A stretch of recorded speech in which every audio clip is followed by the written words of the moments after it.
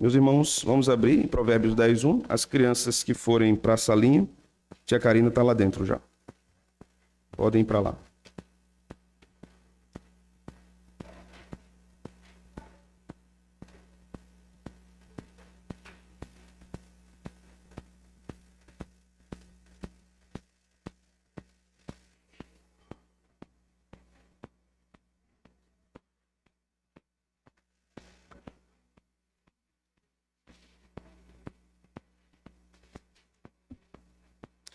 Provérbios de Salomão: o filho sábio alegra a seu pai, mas o filho tolo ou insensato é a tristeza de sua mãe.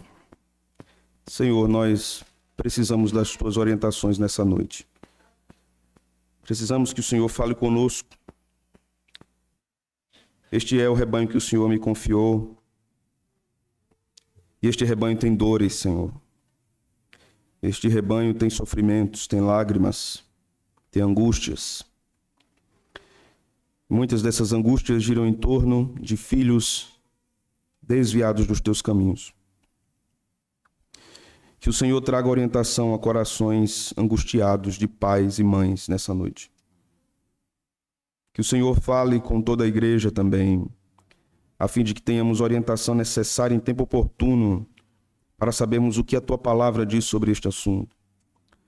Que sejamos consolados, que sejamos instruídos, que sejamos exortados, corrigidos, a fim de que teu nome prevaleça em nossas vidas, a fim de que nós não erremos, a fim de que nós tratemos da forma devida com os pecados dos nossos filhos. Essa, Senhor, é a nossa oração, no nome santo de Jesus. Amém.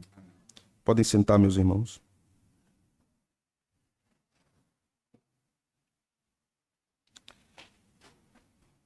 Um puritano do século XVI, ou melhor, do século XVII, Cotton Mather, foi neto de John Cotton. John Cotton foi um importante pregador, teólogo congregacional puritano.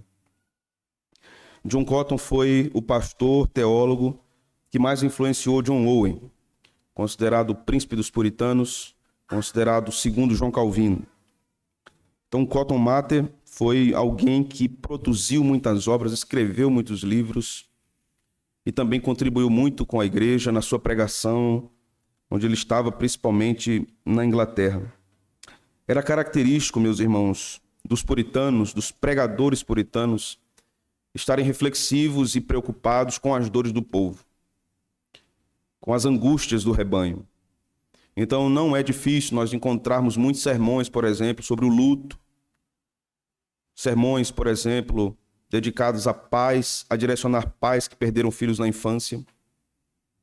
Sermões direcionados a mulheres que perderam seus maridos, ou a maridos que perderam suas esposas. Sermões direcionados na luta contra a melancolia, que hoje é o que nós chamamos de depressão. Então existem, na verdade, vários sermões tratando desses assuntos. Os puritanos são mais conhecidos como pregadores doutrinários, exegetas, intérpretes, minuciosos da palavra de Deus, mas é uma falha olhar para eles apenas como intérpretes técnicos e não preocupados com a alma do povo. Eles eram muito preocupados com a alma do povo. O sermão de um puritano, nas suas aplicações, deveria, e era assim, precisava abranger todos os públicos possíveis dentro de uma congregação. Deveria ter aplicações para mulheres, para homens, para idosos, para crianças muito pequenas, para adolescentes, para jovens casados, para pessoas viúvas, para divorciados. Os puritanos pensavam muito em como iam aplicar a teologia ao coração da igreja, porque eles sabiam que nisso haveria remédio para a igreja. Lidar com assuntos difíceis sempre foi difícil no período dos puritanos e sempre será difícil no nosso tempo. O tema de minha mensagem hoje é a dor de um filho perdido. Sabemos que isso é um tema que fere a alma de pais e mães que têm seus filhos distantes do Evangelho. E eu sei bem, ou melhor, sei um pouco sobre isso,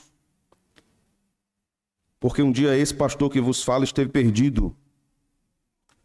E sua mãe orava ao Senhor pedindo que salvasse seu pobre filho jovem, que estava desencaminhado dos caminhos do Senhor. Não foram poucas as vezes que eu vi minha mãe orando por mim de joelhos. Não foram poucas vezes que eu vi minha mãe me mostrando textos da palavra de Deus que denunciavam meus pecados.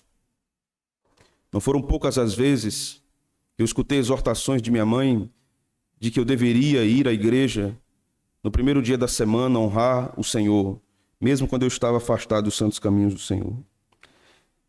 Pela misericórdia de Deus, o Senhor ouviu a oração daquela mulher e salvou seu filho. Mas nós sabemos também que o contrário pode acontecer, que Deus pode não salvar filhos de crentes. De fato, há uma promessa geral nas Escrituras que diz: crê no Senhor Jesus, serás salvo tu e a tua casa. Mas esse texto propriamente não é uma garantia de que todos os filhos dos crentes serão salvos, mas que sim, o evangelho alcançará a casa de um crente. Se aquele crente é piedoso e serve ao Senhor com temor, o evangelho alcançará sua família, a maior parte de sua família, porque isso é promessa de Deus. Então, lidarmos com esse assunto tão doloroso pode não ser o melhor caminho para muitos pregadores. Evitar um assunto como esse pode ser algo que preserve até o pregador de algum mal-estar posterior à sua mensagem. Mas todo ministro fiel ao evangelho deve aplicar a palavra de Deus às feridas e às dores do seu rebanho. Há um provérbio que diz: conhece o estado das tuas ovelhas. E nesta congregação há muitos crentes com filhos afastados dos caminhos do Senhor, e eu sei que esses irmãos têm sofrido bastante com isso. Por isso precisamos tratar deste assunto. Dominicalmente, pela manhã, nós oramos por nossos filhos pequenos, oramos por nossos jovens, oramos pelos adolescentes da igreja. Dominicalmente à noite, nós oramos na oração intercessória por filhos afastados, pedindo que o Senhor traga-os de volta. E isso é um passo importante na vida da igreja, porque ela demonstra preocupação, não só por aqueles que estão distantes do caminho do Senhor, mas pelos irmãos que estão sofrendo na congregação. Então, observar o que a Escritura diz será muito instrutivo a respeito disso, porque a Escritura fala muito a respeito disso. E a minha oração é que nessa noite nós saiamos daqui mais instruídos e mais capacitados a lidarmos com esses assuntos, não apenas a igreja como um todo, mas principalmente pais e mães que têm tido seus filhos afastados dos caminhos do Senhor. Cotton Mather disse no seu livro sobre este assunto, em resumo: ser pai de um tolo é triste. Ele usa tolo aqui como é usado no livro de Provérbios. Tolo, no livro de Provérbios, é um ímpio. Então, Mather diz: ser pai de um tolo é triste, mas um pai piedoso considera um filho ímpio também como um tolo espiritualmente. Os pais reconhecem que a falta de sabedoria espiritual torna alguém tão insensato quanto um jumento selvagem. Filhos que estão distantes de Deus, da sua palavra, e não mostram nenhum indício de interesse à palavra de Deus, ao culto a Deus e à adoração a Deus, estão cegos pela sua impiedade. Estão cegos pelas trevas do pecado. E como então pais piedosos devem lidar com isso? Nós vamos lidar com isso em partes. A primeira parte do meu sermão se dará falando sobre pais piedosos e filhos perdidos nas Sagradas Escrituras. Observe bem. Primeiro nós podemos mencionar aqui Davi. Davi teve filhos cuja maldade os tornou infames ao longo dos tempos. Um de seus filhos, Absalão, o perseguiu e tomou o seu reino. Não obstante, estamos certos de que vários de seus filhos provaram ser pessoas piedosas. Mas mesmo com filhos piedosos, Davi também teve filhos ímpios. E Davi era um crente piedoso. Davi era um homem pecador, que nós conhecemos seus pecados, eles são revelados nas Sagradas Escrituras, mas ele era um homem piedoso. Salomão, filho de Davi. O próprio Salomão teve um filho tolo, Roboão, que acabou praticamente com a administração do seu pai, quando assume o reino. O único filho daquele grande homem que manifestava sinais de tamanha sabedoria, como era a sabedoria de Salomão, seu filho demonstrou sinais tão profundos e preocupantes de tolice. É como se Roboão fosse o avesso de seu pai. E tudo que seu pai tinha recebido de sabedoria da parte de Deus, Roboão tinha de impiedade, tolice e cegueira espiritual. Salomão era um homem piedoso. Houve uma parte de sua vida em que ele caiu, pecou contra o Senhor, idolatrou, teve muitas mulheres, mas quando nós lemos o livro de Eclesiastes, nós percebemos a sua compreensão a respeito das vaidades do seu coração e o retorno de Salomão aos caminhos do Senhor. Alguém já perguntou, Salomão foi salvo? A resposta está em Eclesiastes. Sim. Porque quando ele diz que tudo debaixo do céu é vaidade, tudo debaixo do sol é vaidade, ele está dizendo que tudo deve ser olhado a partir de uma outra perspectiva, não do sol para baixo, mas de cima do sol para baixo. Deve-se olhar para o mundo a partir da perspectiva de Deus e não da perspectiva dos homens. Isaac. Isaac era um patriarca que teve 2 filhos, Esaú e Jacó. Quem fora Jacó? Um enganador. Enganou seu pai, enganou seu irmão, junto com sua mãe. Jacó fora um ímpio, salvo pela graça depois, mas fora um ímpio. Seu filho Esaú foi ímpio toda a vida. E a Escritura não dá indício que Esaú estava debaixo da aliança com Deus e que foi salvo. Pelo contrário, Malaquias diz que Deus aborreceu Esaú, odiou e amou a Jacó. Isaac, um homem piedoso, filho da promessa, teve também um filho ímpio, Esaú, e em parte de sua vida um filho ímpio, Jacó. Adão, primeiro homem a ser criado. Diz a Escritura que ele teve 2 filhos, Abel e Caim. Caim foi assassino de seu irmão, um homem bruto, um homem cheio de ódio, um homem que trouxe maldição de Deus para a terra por causa do seu coração perverso. No entanto, seu pai foi piedoso. Caim foi filho de um crente piedoso. Temos também na Escritura uma referência aos 2 filhos de Eli. Eli, sacerdote do Senhor. A Escritura diz que seus filhos eram filhos de Belial, filhos do maligno, adúlteros e abomináveis. Às vezes, no seio da igreja, crentes que têm filhos afastados da igreja se perguntam se realmente eles são crentes pelo fato de seus filhos não serem crentes. Eles oram, Senhor, meus filhos estão afastados e não te servem. Será que isso é porque eu não sou crente, nunca fui crente, nunca ensinei a eles o que deveria fazer? E como deveria ser? Ele era um sacerdote. E todos esses personagens que eu citei eram personagens piedosos. E seus filhos foram ímpios. A Bíblia também fala de Joel. Joel, filho de Samuel. Também teve outro irmão. Diz a Escritura o seguinte, em 1 Samuel, capítulo 8, versículo de 1 a 5. Abra, por favor, nessa passagem.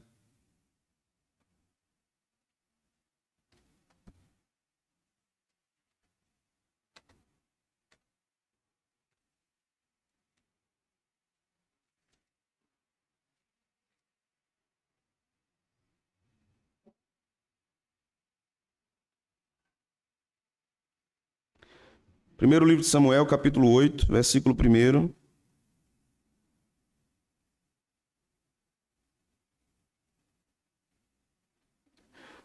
Tendo Samuel envelhecido, constituiu seus filhos por juízes sobre Israel. O primogênito chamava-se Joel e o segundo Abias. Foram juízes em Berseba. Porém, seus filhos não andaram pelos caminhos dele. Antes se inclinaram à avareza e aceitaram subornos e perverteram o direito. Então os anciãos, todos de Israel, se congregaram e vieram a Samuel a Ramá e lhe disseram: Vê, já estás velho, e teus filhos não andam pelos teus caminhos. Constitui-nos, pois, agora um rei sobre nós, para que nos governe como tem todas as nações. Samuel, irmãos. Nós observamos o testemunho de Samuel no final do seu ministério. Ele pergunta ao povo: a quem eu defraudei? Eu fui desonesto com quem?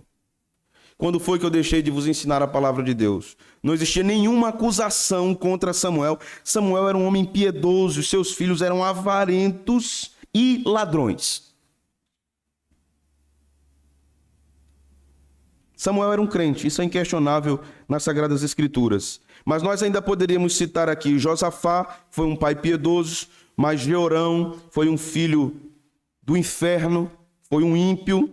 Ezequias foi um pai piedoso, mas o que podemos dizer do seu filho Manassés, que mandou queimar o seu filho Amoloque no fogo? O pai deste rei, Manassés, era um homem piedoso, mas o seu filho foi um ímpio. Certamente Manassés depois encontrou a graça de Deus, mas ele foi um ímpio perverso. Josias era um pai piedoso, um reformador da igreja no Antigo Testamento, mas e seu filho Jeoiaquim? Era também um ímpio. Josias era um homem preocupado com a palavra de Deus, inclinado à vontade de Deus, mas o seu filho não queria conversa com isso. Não queria a religião do seu pai. Aqui está, irmãos, um embasamento no Antigo Testamento de que é possível sim que pais piedosos, mesmo conduzindo seus filhos nos santos caminhos do Senhor, tenham seus filhos distantes de Deus e amantes de si mesmos. E profundamente imersos nas trevas. Quão doloroso é isso? Quão terrível é isso? Quão triste é saber um pai ou uma mãe que os seus filhos estão andando distantes de Deus, estão mergulhados na lama do pecado, estão se afogando ali e não querem sair de lá. O fato de pais serem piedosos e tementes ao Senhor nem sempre será um sinônimo que seus filhos serão crentes e serão piedosos. Os pais devem criar seus filhos como crentes, mas em determinado momento da vida, eles podem desviar-se totalmente dos caminhos do Senhor em busca do pecado, como o filho pródigo fez. Eles podem ser tolos, eles podem ser insensatos e podem amar a impiedade e aborrecer o Deus de seus pais. A impiedade dos seus filhos está ligada ao pecado deles e você não tem poder sobre o coração deles. Os irmãos compreendem isso?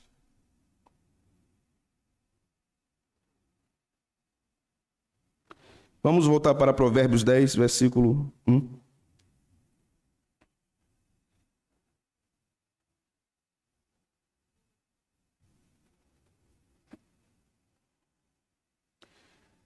Estudiosos usam esse texto para explicar algo interessante. Primeira coisa que nós devemos captar aqui no versículo 1 é que esta parte do livro foi escrita por Salomão. Nem todos os textos que estão no livro de Provérbios são de Salomão, embora o nome do livro seja Provérbios de Salomão. Mas há partes do livro que não foram escritos por Salomão. Aqui foi. Então, alguns estudiosos acreditam que quando ele diz: o filho sábio alegra seu pai, mas o filho insensato é a tristeza de sua mãe, em primeiro lugar, ele está se referindo a ele mesmo como filho de Davi. O filho sábio que alegrou seu pai. Isso faz muito sentido. E quando ele fala do filho insensato que causa tristeza à sua mãe, ele está se referindo a Roboão, o seu filho.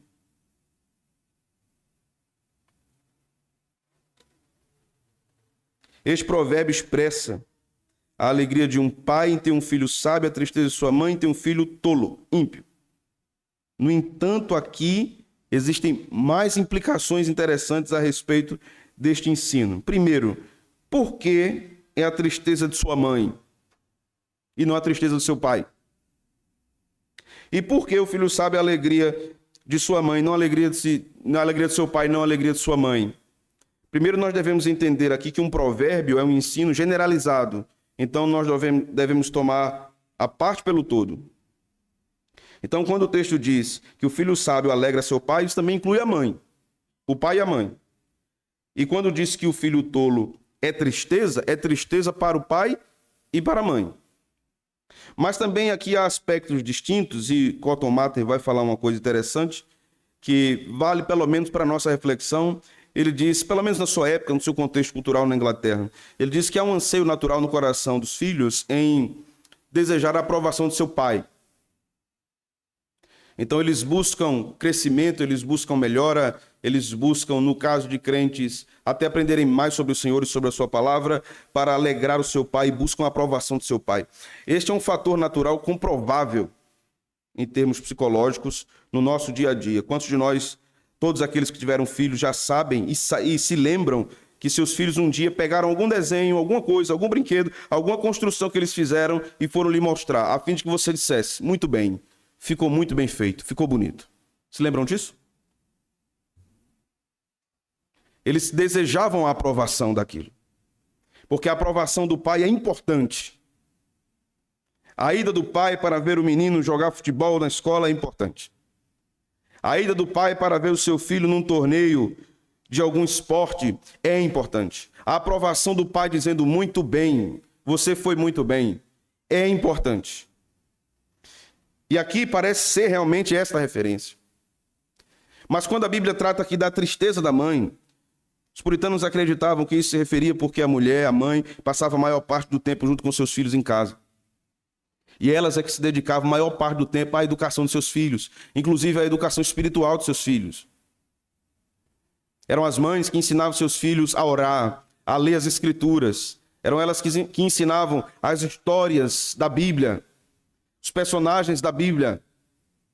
Eram elas que brincavam com jogos educativos, usando a palavra de Deus para ensinarem seus filhos. Eram elas que ensinavam seus filhos a memorizarem versículos.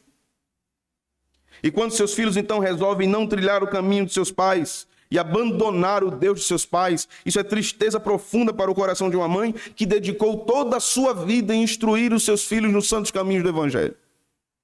Isso também faz muito sentido. Então, a partir daqui, nós precisamos meditar em alguns conselhos. Conselhos pastorais para pais. Se você não é pai, nem mãe, nem tem filhos fora dos caminhos do Senhor, também ouça tudo isso. Porque certamente isso pode ser usado por Deus para que você ajude alguém. Primeiro, embora você, meu irmão, minha irmã, esteja sofrendo com a situação do afastamento dos seus filhos, não se desencoraje como se você estivesse sozinho nesse sofrimento. Você não está sozinho. Pais piedosos chegam muitas vezes a questionar o que fizeram de errado e se verdadeiramente eles mesmos são salvos, como eu já disse. Porque se eles fossem verdadeiros crentes, os seus filhos não estariam no estado de perdição e não estariam inclinados a estarem distantes de Deus.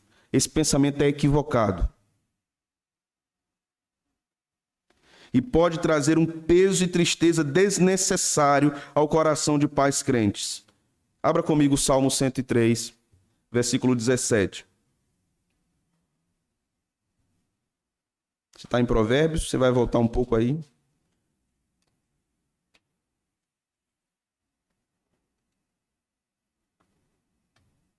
Salmo 103, versículo 17.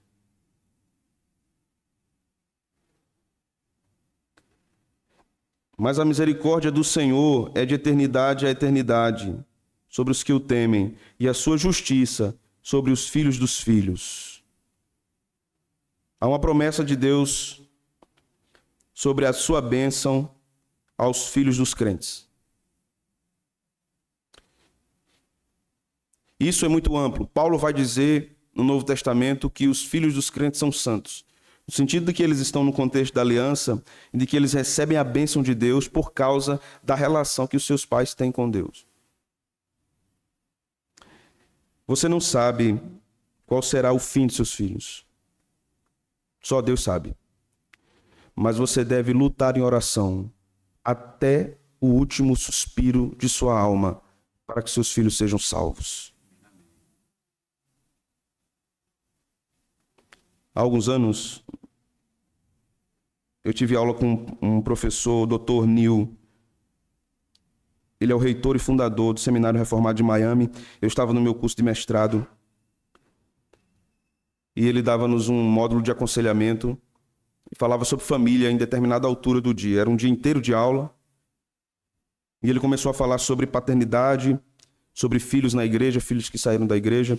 Ele disse que seu pai era um importante pregador canadense, reconhecido nacionalmente. Viajava muito no seu país e também fora do país. Era um pregador conhecido na América do Norte. Todos os seus filhos, na adolescência, saíram da casa de Deus. 8 filhos. E o pai deles era um pastor. Era um homem que cuidava de ovelhas, um homem que cuidava de pessoas. Mas os seus filhos estavam fora. Ele contou que no final de sua vida, seu pai estava no leito de enfermidade. Os médicos já tinham dado poucos dias de vida. Então aquele velho ancião, aquele velho ministro do evangelho, mandou chamar seus 8 filhos.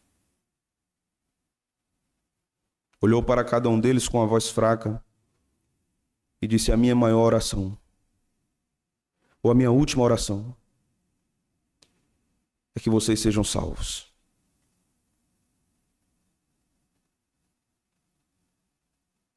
Se eu pudesse, eu daria o que tenho a vocês. Mas eu não posso. Porque eu não posso transferir para vocês a graça de Deus que há na minha vida, que me alcançou. Mas a minha oração é que todos vocês sejam salvos. Pela mesma graça que me salvou. Aquele homem suspirou, seu último suspiro na frente de seus filhos, naquele momento, naquele dia. Partiu para estar com o Senhor. Em alguns anos, todos aqueles homens, eram 8 homens, voltaram para os caminhos do Senhor, e os 8 são ministros do Evangelho hoje. Inclusive aquele que estava dando aula. Esta é uma operação graciosa e bondosa de Deus, que traz consolação ao nosso coração, mas eu preciso também fazer aqui mais uma outra consideração, um outro conselho. Deus torna evidente que não está nas suas mãos conceder graça aos seus filhos. Não está nas suas mãos. Não está no seu poder salvar os seus filhos e transmitir a graça de Deus para eles. Quem dera a gente pudesse. Né, irmãos? Quem dera a gente pudesse colocar as mãos sobre eles e dizer assim: a partir de hoje vocês são salvos. A nossa alma estremece quando nós pensamos na perdição dos nossos filhos. A nossa alma se angustia, se aperta, se aflige. Mas não está no nosso poder salvá-los. Ao Senhor pertence a salvação, como disse Jonas. Terceira coisa. Você é um pai aflito, uma mãe aflita. Você está aflito hoje, pensando nessa condição dos seus filhos. Saiba que Deus, como um pai amoroso, permite que você enfrente desafios e tribulações com seus filhos desviados. Deus está permitindo. Deus está governando a situação. Embora essa situação possa parecer uma bebida amarga demais para você, não deve você então aceitar o cálice dado pelo Pai Celestial? Você rejeitará o cálice amargo que Deus tem dado a você para beber?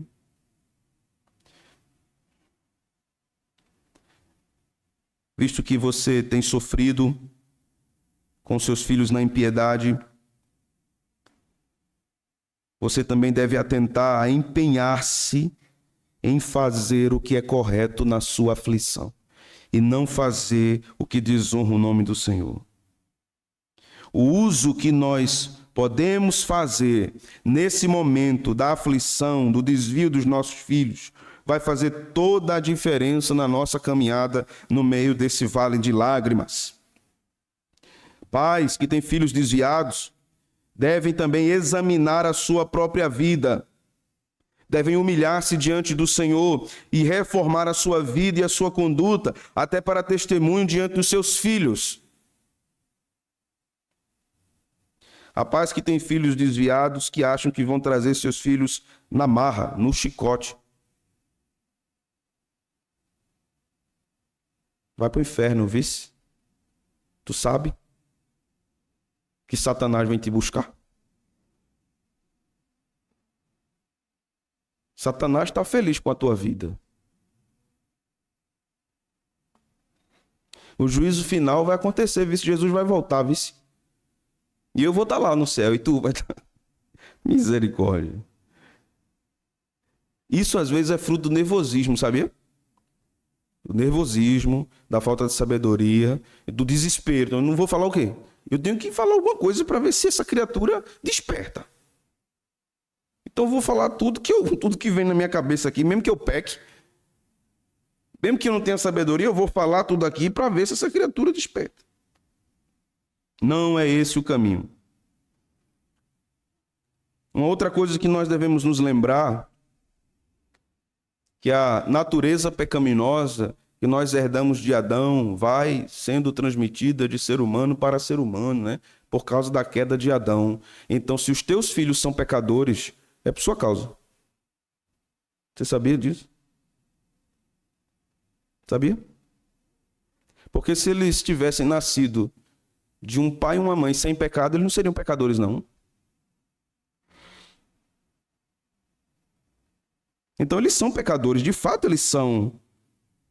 Porque eles nasceram de pais pecadores. Certa vez, um homem crente, aflito, angustiado e irado com o pecado do seu filho, disse: eu sou o homem que tem o filho mais tolo e mais ímpio do mundo. Só existe um homem no mundo que tem um filho tão tolo. Sou eu. O filho dele olhou para ele e disse: não, meu pai, o seu pai também tem um. Existem dois. O seu filho e o filho do seu pai.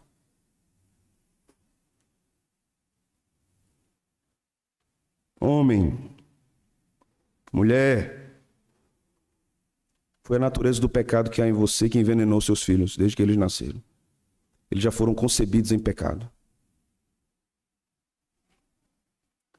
Seu pecado contra Deus é apenas o aumento do veneno que você passou para eles.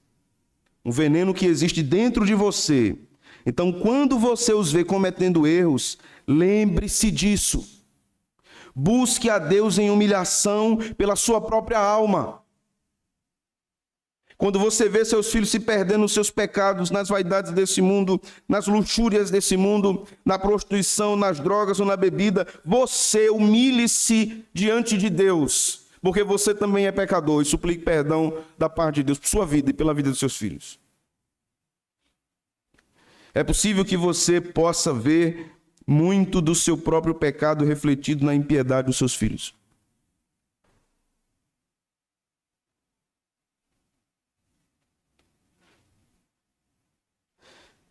Uma outra coisa aqui, meus irmãos, e nessa há consolo para nós, para o pai e para a mãe, que podem usar, observe, podem usar a impiedade de seus filhos para promover seu próprio arrependimento.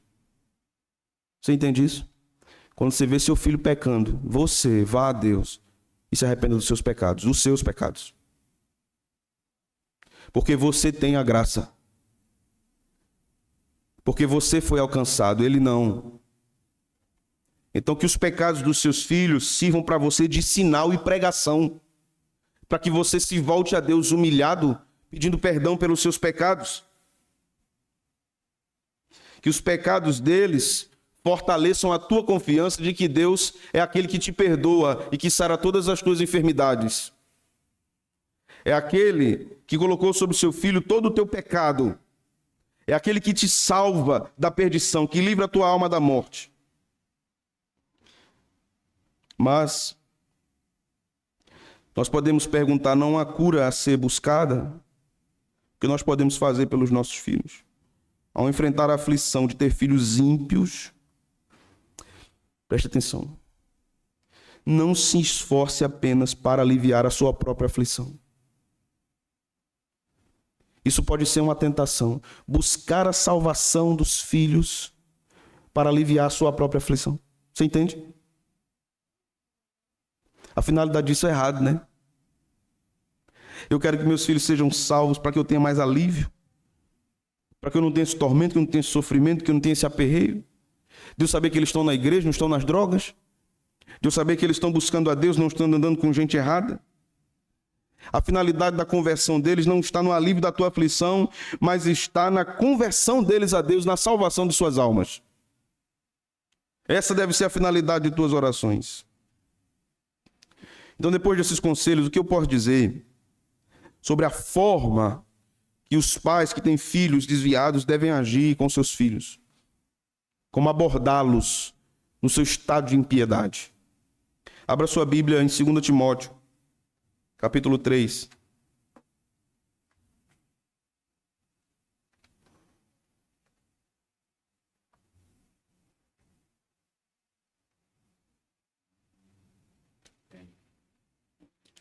Capítulo 3, versículo 16 e 17.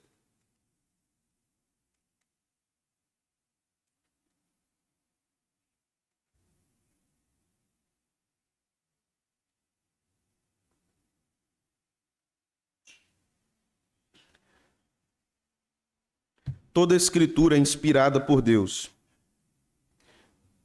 e útil para o ensino, para a repreensão, para a correção, para a educação na justiça, a fim de que o homem de Deus seja perfeito, perfeitamente habilitado para toda boa obra. Nós vamos ficar aqui com o versículo 16, que trata sobre a finalidade das Escrituras, né? Então o texto nos diz aqui que ela é soprada por Deus, é a ideia da palavra inspirada, theopneustos, no grego. Ela é soprada por Deus, não é uma ideia aqui de inalar, é uma ideia de soprar no original. Deus sopra a sua palavra, inspirando os profetas. E esta palavra é útil, ela é rentável, ela é hábil para o ensino, para a repreensão, para a correção e para a educação na justiça. Essas características da palavra de Deus estão presentes em qualquer área da educação cristã, qualquer área, seja na família, seja na área da educação intelectual. Isso rege tudo o que se refere à educação cristã na vida da igreja. Então, a primeira forma que crentes que têm filhos que estão desviados da palavra de Deus, desviados dos caminhos do Senhor, devem agir, está aqui: reprovando. Eles devem reprovar os pecados dos seus filhos. Eles não devem se calar, não devem aprovar e não devem silenciar absolutamente sobre o que seus filhos estão fazendo. Agora, observe que quando nós falamos de reprovação, o crente, o pai, a mãe, não deve agir com desespero e descontrole emocional quando vai repreender o seu filho. Senão é como dizia meu pai, é botar água num balaio. O que é que você está fazendo? Gritando, afirmando a verdade da palavra de Deus aos gritos com seus filhos. A reprovação ou a repreensão deve se dar de forma cirúrgica. Eles estão na sua casa, estão sentados lá, estão comendo lá. Vamos dizer um caso aqui, um caso aleatório que eu vou pegar aqui: seu filho está desviado da casa de Deus, ou sua filha está desviada do evangelho do Senhor, e eles estão vivendo uma vida de prostituição. Certo? Abra sua Bíblia aí comigo, por favor, em Colossenses, capítulo 3.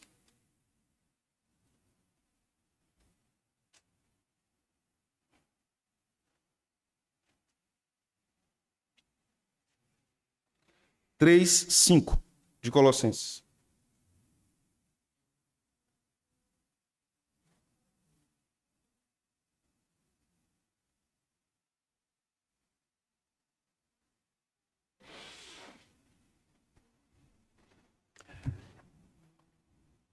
Você sabe que eles estão vivendo naquela condição pecaminosa, então você convoca-os, senta à mesa com eles, na sala, em algum lugar da casa, que vocês possam conversar olho a olho. Você abre Colossenses 3 e 5 e você pede para que seu filho ou filha leia. Leia em voz alta: meu filho, por favor. Fazei, pois, morrer a vossa natureza terrena, prostituição, impureza, paixão lasciva, desejo maligno e a avareza, que é a idolatria. Você entende isso, filho? Entende esse texto?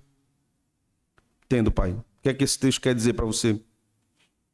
Quer dizer que Deus reprova uma vida de prostituição, de impureza, de lascívia. Você está vivendo assim, meu filho?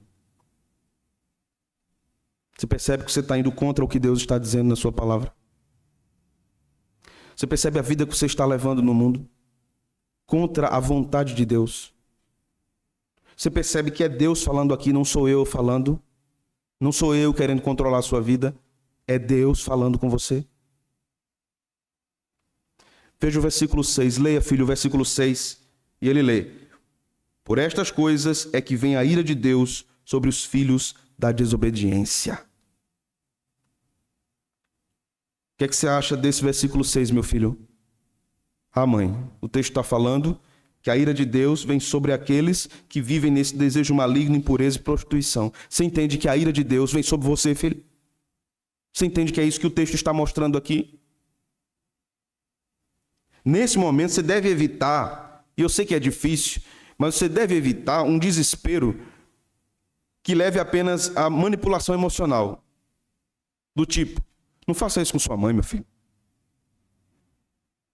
Não faça isso com seu pai. Pelo amor de Deus, não faça isso comigo, não. Aceite Jesus. E ele vai aceitar Jesus por causa de você? Não, servo. Não.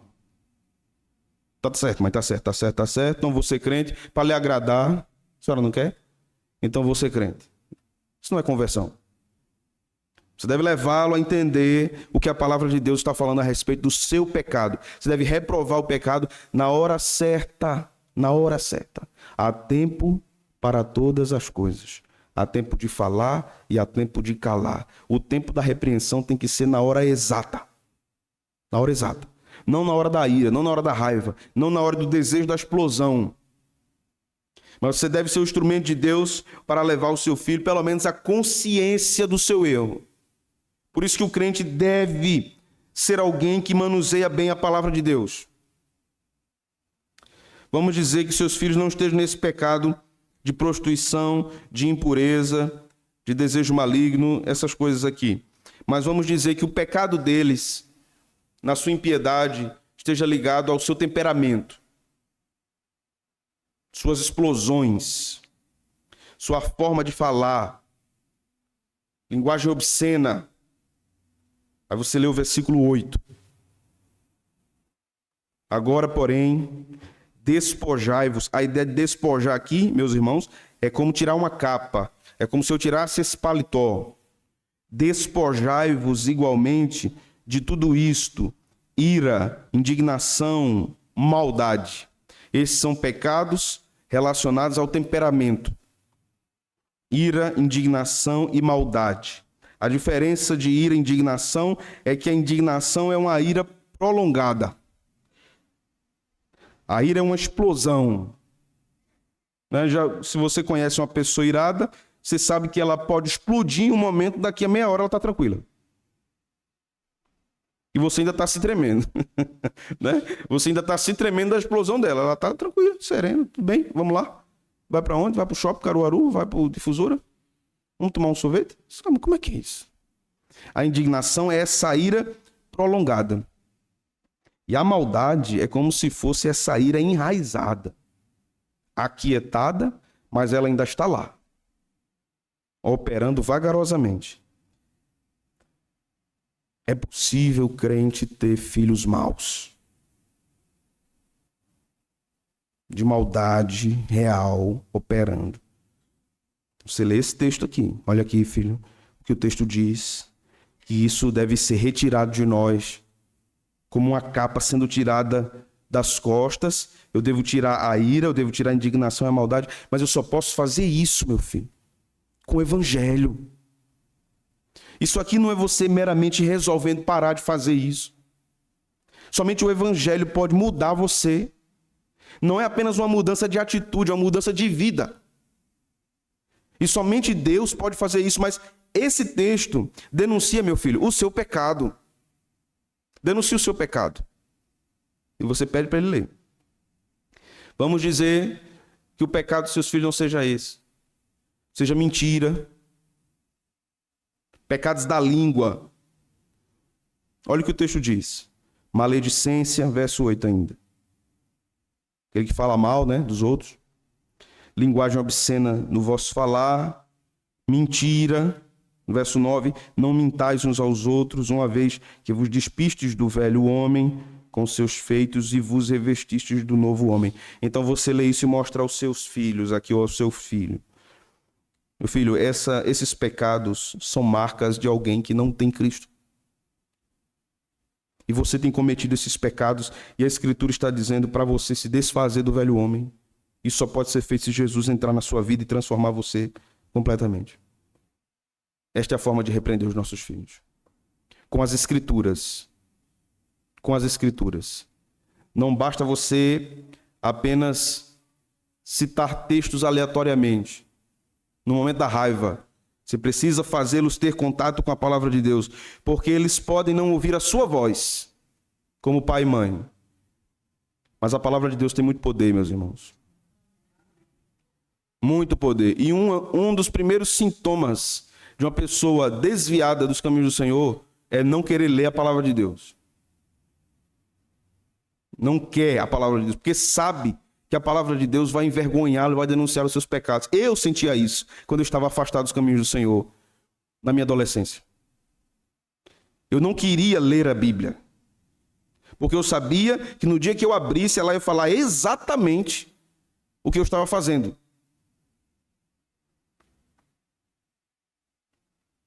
Segunda coisa que nós devemos entender, como os pais devem tratar os seus filhos depois da repreensão, é a restrição. É o que Paulo vai falar lá em 2 Timóteo, quando ele se refere à correção. Enquanto seus filhos estiverem debaixo do seu teto, morando na sua casa, eles precisam ter restrição. Eles estão na impiedade, estão desviados, mas a casa é sua. A casa é sua. Então o que é que você diz na sua casa como crente? Filho, você não quer o evangelho da graça, mas esta família serve a Deus. Eu sirvo a Deus. Sua mãe serve a Deus. Ou seu pai serve a Deus. Eu sirvo a Deus, se for no caso de uma irmã.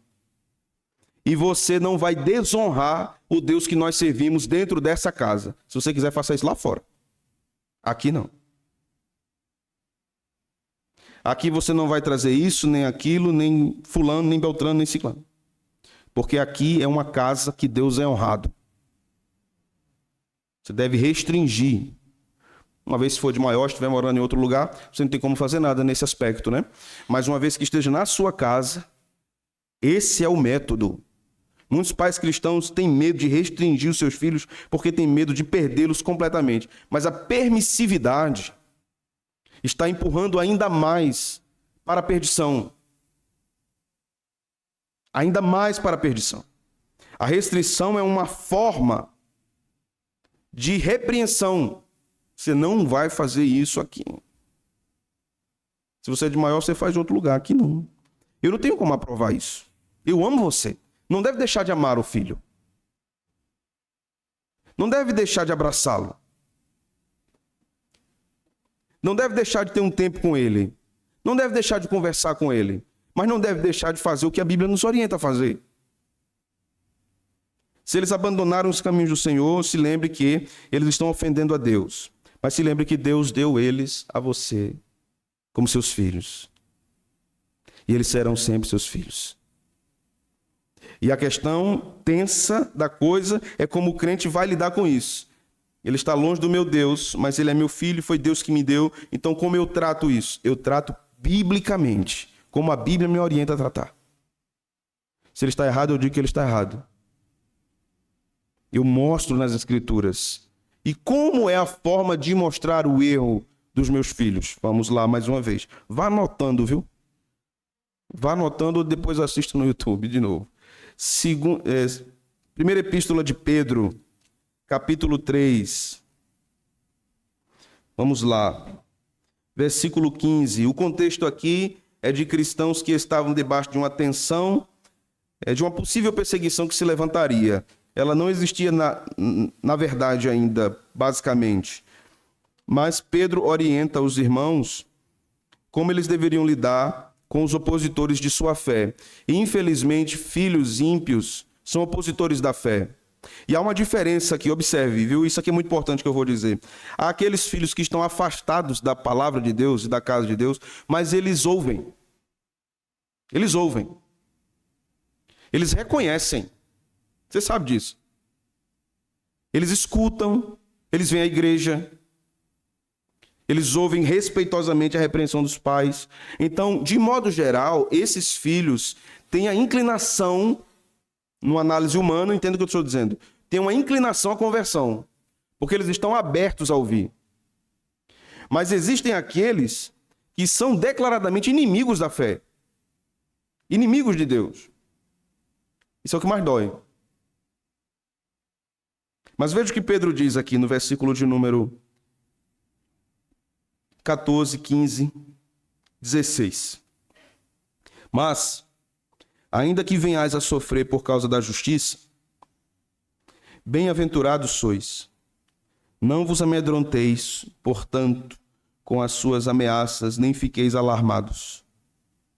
Antes, santificai a Cristo como Senhor em vosso coração, estando sempre preparados para responder a todo aquele que vos pedir a razão da esperança que há em vós. E como é que eu testemunho sobre a razão da esperança que há em mim? Verso 16. Fazendo isso com mansidão, temor, boa consciência, de modo que naquilo em que falam contra vós outros, fiquem envergonhados os que difamam o vosso bom procedimento em Cristo. Esta é a forma, este é o caminho. Mansidão, temor, boa consciência. Esta é a forma de testemunhar eficazmente aos filhos que se opõem à fé em Cristo. E a última coisa, o último passo, que pais que têm filhos distantes de Deus devem fazer, e esse passo não está em terceiro lugar, ele deve passar todos os outros, pelo meio dos outros, como se fosse um rio banhando vários lugares. É a oração. Ore. Ore. Ore. Ore. Até que eles creiam. Até que eles creiam. Por dias, por semanas, por anos, por décadas, até que eles creiam. Lute em oração, assim como Jacó lutou com o anjo e disse: eu só vou soltar quando você me abençoar. Lute com Deus em oração até que o Senhor abençoe. Salve meus filhos, Senhor. Livre a alma deles da perdição.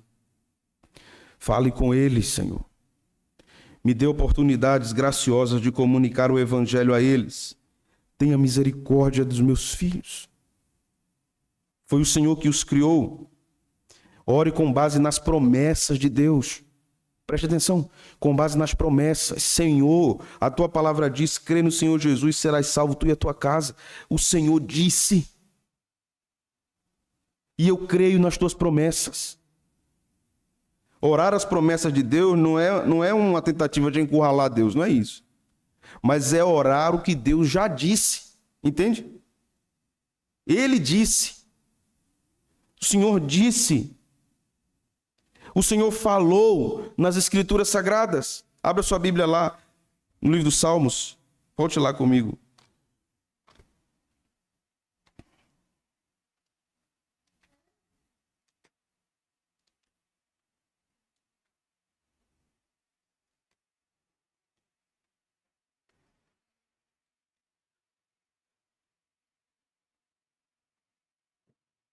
Salmo 127.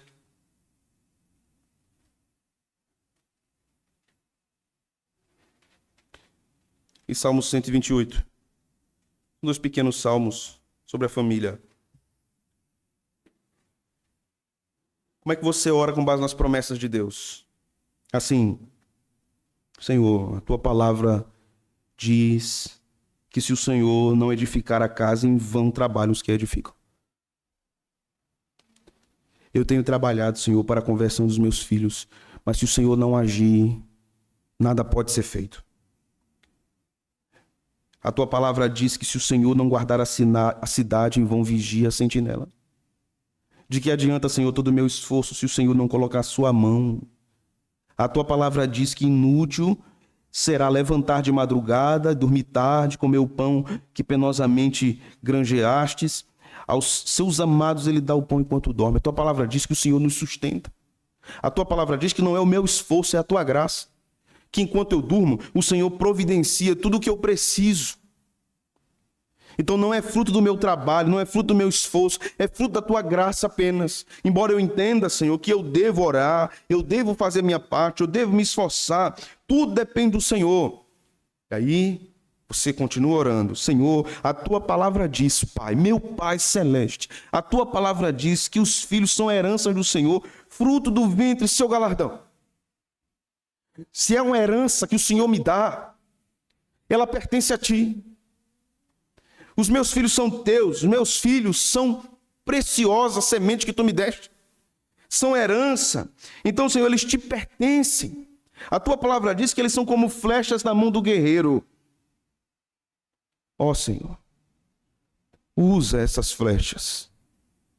Usa meus filhos como tuas flechas. Tua palavra diz que feliz é o homem, entenda que ser humano também pode ser uma mulher, que enche deles a sua aljava, não será envergonhado quando pleitear com seus inimigos à porta. Observe esse último versículo. Senhor, não me deixe ser envergonhado. Salve meus filhos. Eles são herança. Irmãos, nós estamos orando o que Deus disse. O que Deus disse. Não é fruto do meu coração, não é fruto da minha cabeça. É o que ele diz. Senhor, tu falaste. E a tua palavra diz que tudo o que tu disseste se cumprirá. E eu creio que a tua palavra é a verdade, como Jesus ensinou. Nós continuamos orando o Salmo 128. A tua palavra diz, Senhor, bem-aventurado aquele que teme ao Senhor e anda nos seus caminhos. Então a tua palavra me diz, Senhor, a tua palavra me diz que eu sou feliz, porque ando nos teus caminhos. A tua palavra diz que do trabalho de minhas mãos eu comerei e serei feliz e tudo me irá bem. Senhor, os meus filhos estão distantes de ti. Eu não posso dizer, Senhor, que tudo está indo bem. Olha para mim, Senhor. Olha para a minha dor. Olha para a perdição dos meus filhos, Senhor. A tua palavra me diz que tudo irá bem. A tua palavra me diz aqui que a esposa no interior de sua casa será como uma videira frutífera, seus filhos como rebentos da oliveira, à roda da tua mesa. Senhor, eu quero meus filhos à roda da minha mesa, temendo ao Senhor. Orando comigo, lendo a tua palavra, cantando louvores na tua presença, exaltando o teu nome. Permita que os meus olhos vejam, Senhor, ainda que seja na minha velhice, a minha semente assentada comigo, dizendo que só o Senhor é Deus, o Deus de Abraão, Isaque e de Jacó. A tua palavra me promete isso e eu creio na tua palavra. Então parece que o Senhor responde a nossa oração no verso 4, né? Será abençoado o homem que teme ao Senhor. Será abençoado o homem que teme ao Senhor. O Senhor te abençoe desde Sião, para que vejas a prosperidade de Jerusalém durante os dias da tua vida. Vejas os filhos de teus filhos, com a bênção de Deus, paz sobre Israel.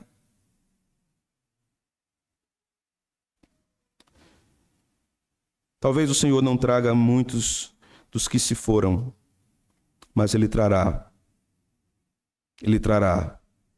alguns que saíram.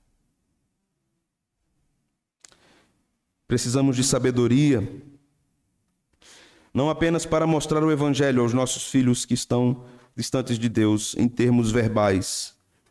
Não precisamos de sabedoria apenas para confrontação, mas precisamos de sabedoria divina para lidarmos também com a perdição deles.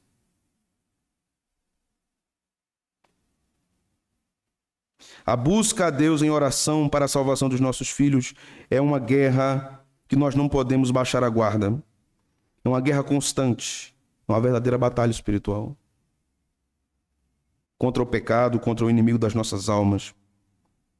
Por fim, meus irmãos, eu concluo dizendo, não devemos culpar a Deus pela impiedade e tolice dos nossos filhos desviados.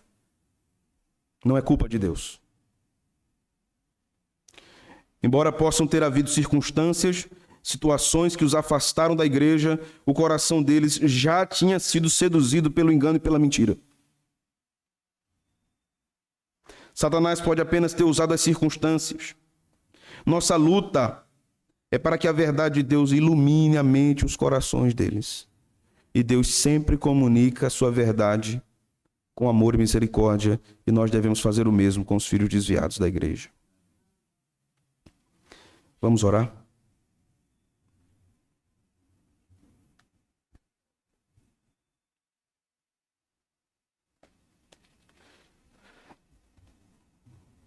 Deus de nossos pais, Abraão, Isaque e Jacó. Deus de Eli, Deus de Samuel. O Deus que tudo pode, que tudo vê, que tudo sonda, que tudo ouve. Deus compassivo, revelado nas Escrituras. Misericordioso, bondoso, assaz benigno. Ouve a oração dos teus servos, Senhor.